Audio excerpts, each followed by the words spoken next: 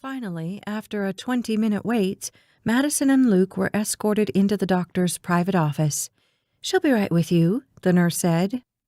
Taking the 2 chairs facing the desk, Madison felt her heart begin to race. She took a deep breath and let it out slowly. Luke must have picked up on her stress because he reached over and took her hand. "You okay?" he asked. Nodding, she gave him a forced smile. A moment later, Dr. Renee Williams swept into the room carrying a file. Standing to his feet, Luke extended his hand to her. "Thanks for coming in," she said. "It's important that we go over this together." Sitting down at her desk, she spread the file open and lifted a page from it. "While you were in China, I got the results back on your AFP test." She paused for a moment and asked, "How did it go, by the way? Is the adoption finalized?" Madison nodded, and Luke said, "Yes, Jen is officially our son." "Congratulations," the doctor replied, but Madison could tell she was about to break some news that would not be so happy. "Could you explain to me about the blood test?" Luke asked. "What is AFP?" Madison leaned toward her husband. "It's a test for problems with the baby."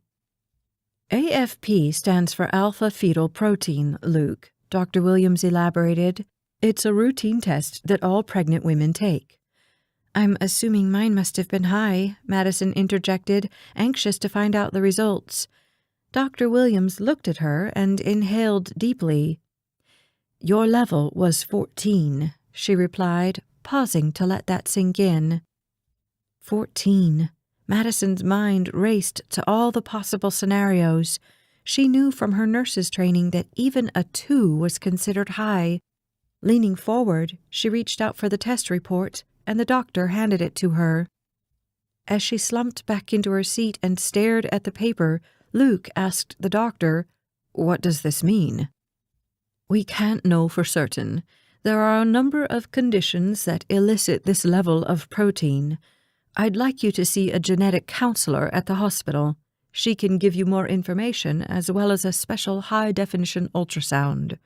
I took the initiative of calling her to find out about her availability, and she can see you at 4 o'clock today."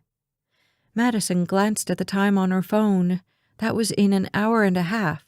She turned to Luke, but before she could even ask him, he told the doctor, "We'll be there." Madison reached for her phone once again the minute they were out of the office. Walking to the car, she immediately started searching the internet for AFP results and diagnoses to review the possibilities she'd learned about in nursing school. Luke wrapped one arm around her. "Honey, stop. Please, let's not do this yet." She looked up at him and could see the concern written all over his face. "But—" his eyes pleaded with her. "No buts. We'll know soon enough. Let's just take this one step at a time." Madison closed her eyes for a moment and fought off her frustration and fears. Finally, she turned to him and nodded. "Okay, you're right."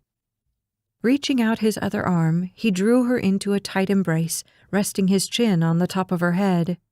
As Madison leaned into him, she realized they'd both need each other's strength for whatever lay ahead. There was something so steadying about being in his arms, and for the first time since she'd gotten the results, she believed somehow they'd get through it together. The genetic counselor's office was on the 3rd floor of the hospital. Her waiting room was bright and cheerful with floor-to-ceiling windows overlooking a park behind the building. Although it had been raining that morning, the sun was peeking through the clouds along with patches of blue sky. Something about the scene lifted Madison's spirits and renewed her strength. Once again being led back to a private room with a desk, Madison felt a surreal sensation, as if she were walking in someone else's shoes. This couldn't be happening to her, right? But it was. Dr. Clarice Babcock joined them several minutes later. Her shoulder-length, loose blonde curls, bright blue eyes, and broad smile gave her a friendly and welcoming appearance. After introducing herself and shaking hands with both of them, she got down to business. "As I'm sure Dr. Williams has explained to you, the AFP score from your blood work is exceptionally high. There are a number of conditions that might trigger a high level like this.